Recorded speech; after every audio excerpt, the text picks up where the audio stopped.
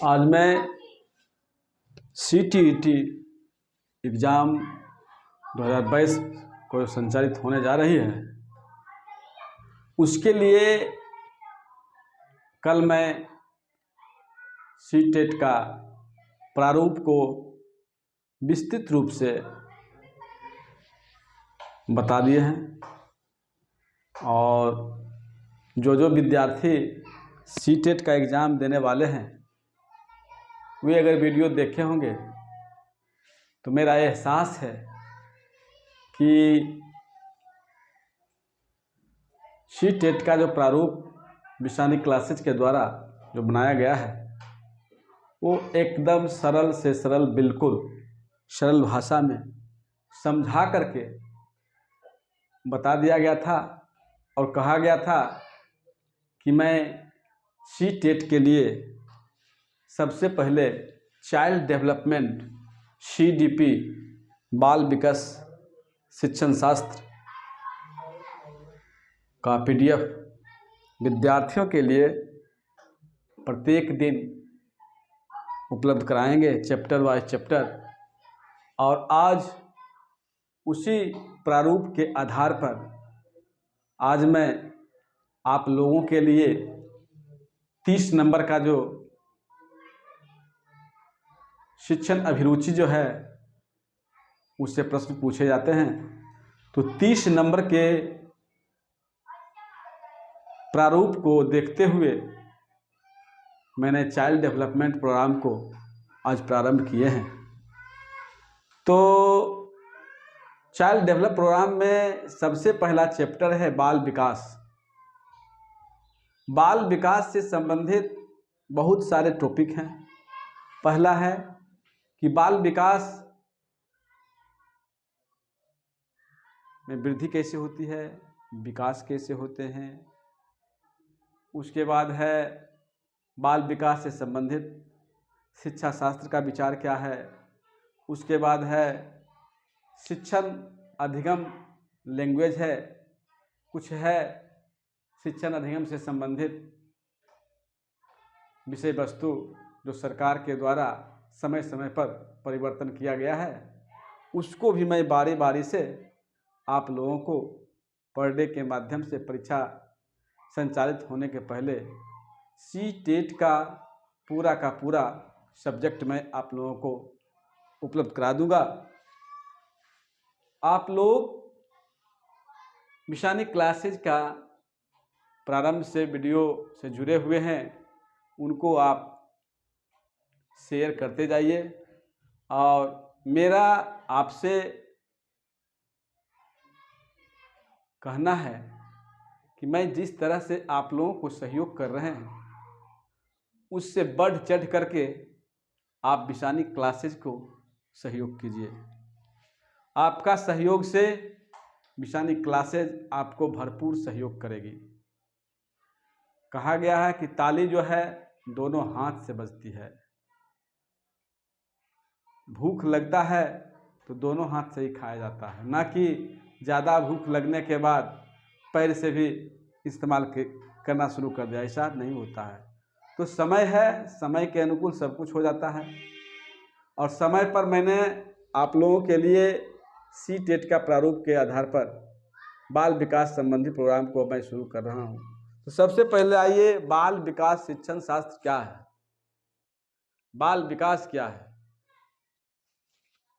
वृद्धि और विकास क्या है। तो बाल विकास से संबंधित सबसे पहला पहलू है वृद्धि, उसके बाद है विकास। वृद्धि जो है एक निश्चित सीमा तक होती है और विकास जो है जन्म से मृत्यु तक विकास की प्रक्रिया जो है लगातार चलते रहता है। जब तक शरीर का ऑक्सीजन सप्लाई बंद नहीं होगा तब तक जो है विकास की प्रक्रिया जो है चलता रहेगा। इसीलिए कहा गया है, विकास को परिभाषित किया गया है कि जन्म से मृत्यु तक लगातार चलने वाली प्रक्रिया को ही विकास कहते हैं। और वृद्धि जो है एक निश्चित सीमा तक उसका टाइम फिक्स है, तब तक वो वृद्धि करता है जब तक का हुआ उसका समय सीमा पूरा ना हो। तो आइए विस्तृत रूप से मैं सबसे पहले वृद्धि पर विकास कर लें, वृद्धि पर चर्चा कर लें। वृद्धि क्या है? What is growth? Growth is the fix time, growth is the fix time.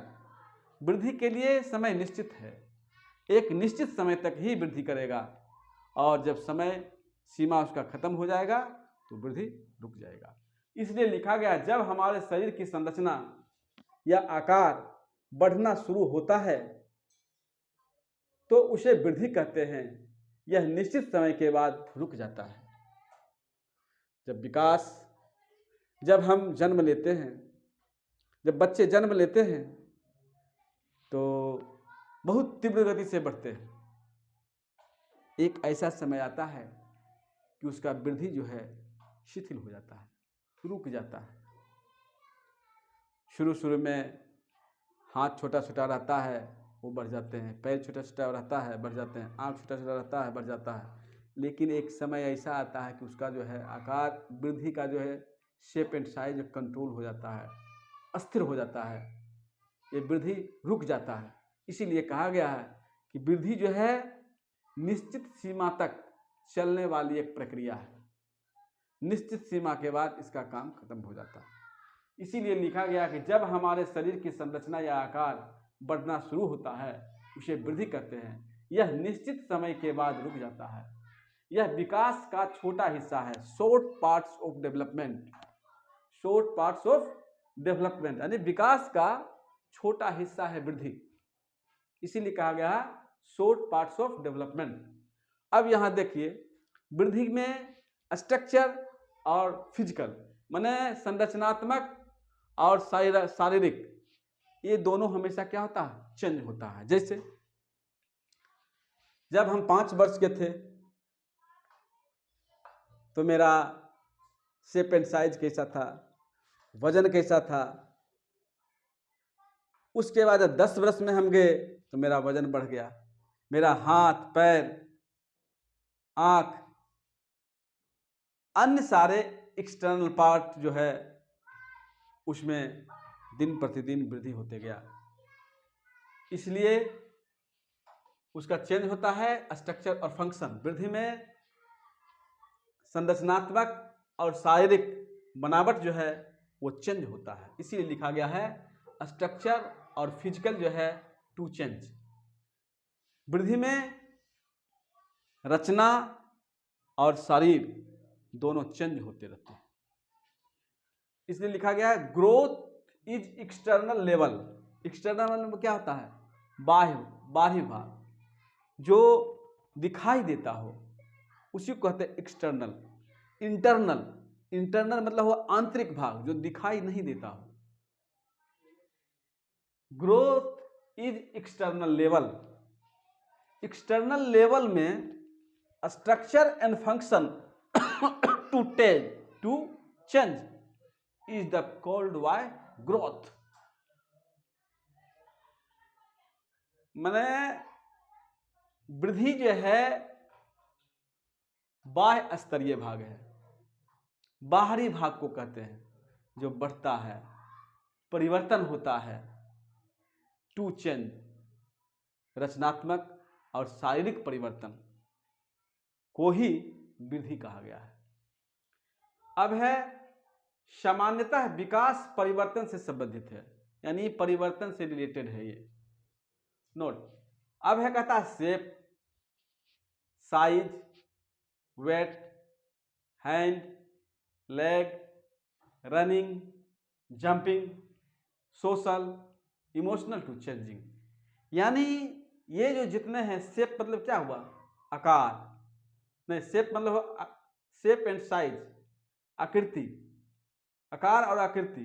Wait मतलब वजन, हैंड मतलब हाथ, लेग मतलब पैर, रनिंग और जंपिंग, रनिंग मतलब दौड़ना और जंपिंग मतलब उछलना। सोशल सामाजिक, इमोशनल मतलब क्या होता है?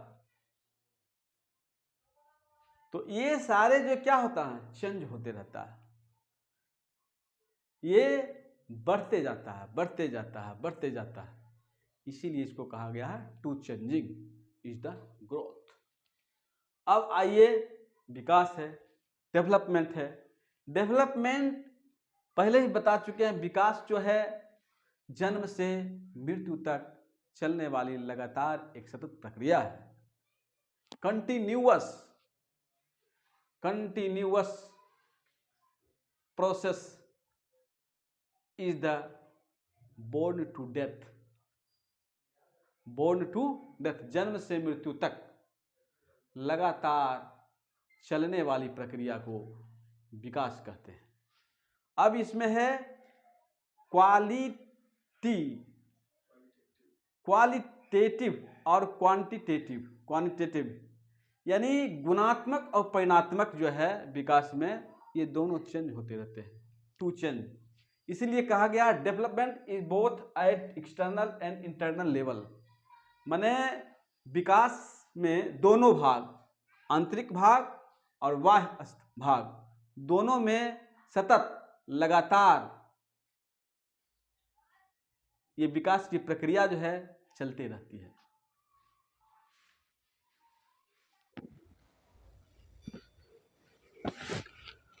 अब जो है वृद्धि और विकास के बाद अब हम आए हैं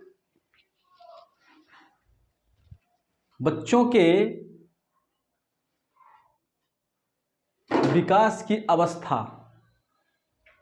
तो विकास की अवस्था जो है शिक्षा शास्त्रियों के द्वारा अपने अपने तरीके से अलग अलग विचारों में कुछ हल्का अंतर कभी कभी दिखाई देता है। तो आइए दो चार पुस्तकों को सामंजन के आधार पर मैंने ये स्टेज ऑफ डेवलपमेंट माने विकास की अवस्था,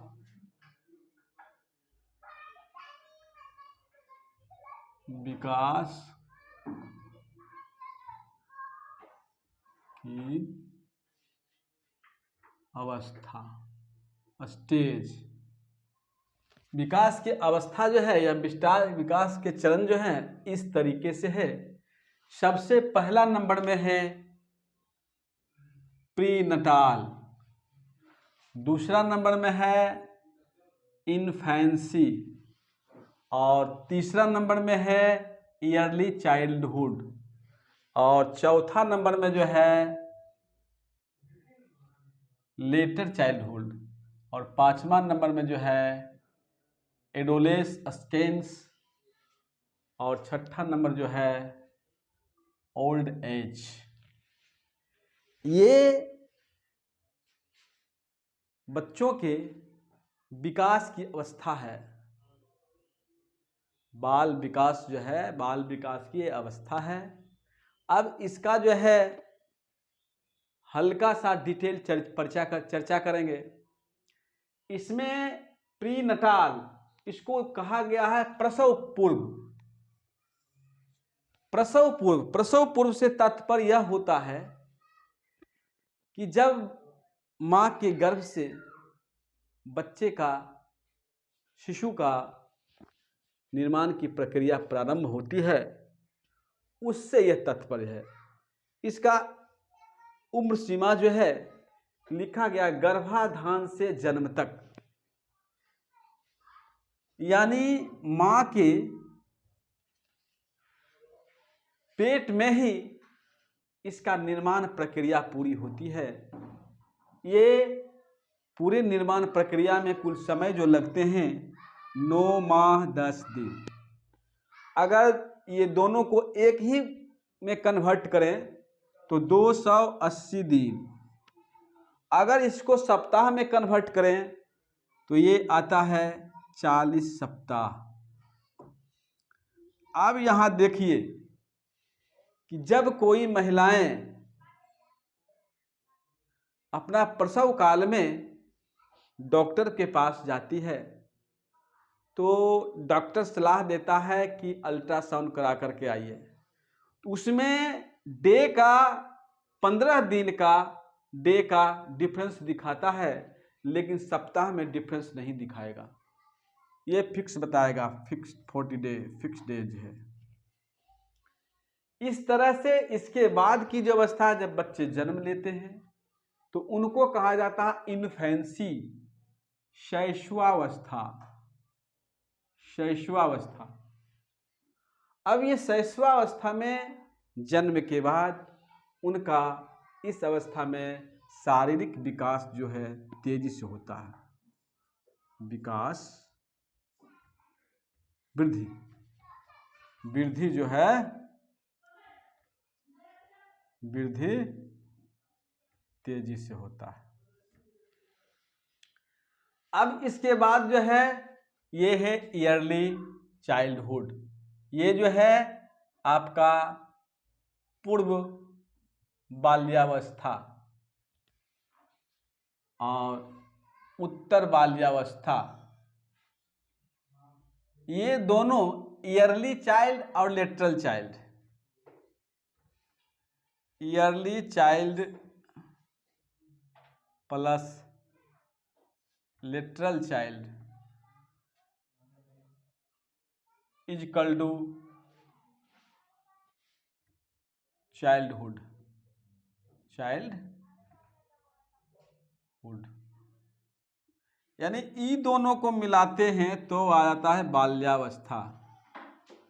बाल्यावस्था यानी ये जो है छो से माने शैशवावस्था, शैशवावस्था के बाद है बाल्यावस्था, बाल्यावस्था के बाद है आपको किशोरावस्था, किशोरावस्था के बाद है ओल्ड एज। अब ये जो है बाल्यावस्था जो है, बाल्यावस्था में ये गैंग का है, गैंग एज इसको कहते हैं, GANG, gang as. Gang as से तात्पर्य होता है कि ये समूह में रहना पसंद करते हैं। बच्चे जो हैं वो क्या करते हैं, घर से निकल जाते हैं किताब लेकर के और गलियों में अपने दोस्तों के साथ और अपने अपने साथियों के साथ समूह बना कर करके चलना शुरू करते हैं, पढ़ना शुरू करते हैं, खेलना शुरू करते हैं, अन्य गतिविधि करते हैं। ये समूह है, इसीलिए इसको कहा गया है गैंग एज। समूह बना करके, समूह बनाने का ये इनके पास माने क्षमता आ जाती है। और ये जो है शैशवावस्था जो है, ये जो है तेजी से निर्माण करते हैं, ये तेजी से इनका विकास होता है। ये इसको कहा गया है टॉय एज। इसमें है खेलने का जो है, ये खेलते बहुत ज़्यादा है, ये खेलने का उम्र है, टॉय एज उम्र है ये। अब यहाँ देखिए उसके बाद है आपका एडोलेस्केंस, किशोरावस्था। किशोरावस्था जो है आपका ये जो है ये तनाव और तूफान की अवस्था है, तनाव और तूफान की अवस्था है। ये तनाव और तूफान। टेट के परीक्षा में ये चारों स्टेज में सबसे ज्यादा क्वेश्चन पूछे जाते हैं, सबसे ज्यादा क्वेश्चन पूछे जाते हैं इन्हीं से, किशोरावस्था से। किशोरावस्था जो है ये चारों पांचों स्टेज में सबसे ज्यादा इम्पोर्टेंट स्टेज है। इस स्टेज में सारे गतिविधियां, शारीरिक गतिविधियां जो है इसी स्टेज में प्रारंभ होते हैं। सोचने की क्षमता और तनाव और तूफान की अवस्था इसी एज को कहते हैं, किशोरावस्था को कहते हैं। किशोरावस्था का आयु जो है 12 से 18 वर्ष है। विश्व स्वास्थ्य संगठन WHO ने किशोरावस्था का आयु सीमा 10 से 19 वर्ष निर्धारित किया है, वो भी हम लिखा दिए हैं। अब है ओल्ड एज, वृद्धावस्था, प्रौढ़ावस्था। किशोरावस्था के बाद की जो अवस्था होती है वो प्रौढ़ावस्था है। 18 से ऊपर वाले उम्र को प्रौढ़ावस्था कहते हैं। तो ये सारे जो है स्टेज ऑफ डेवलपमेंट, विकास की अवस्था के बारे में बता दिए हैं। अब हम बताएंगे अब कुछ जो है शिक्षा शास्त्री जो हैं, शिक्षा शास्त्री ने बाल विकास की अवस्था के बारे में कौन कौन सा अपना कथन दिए हैं उनके बारे में बताया जाएगा।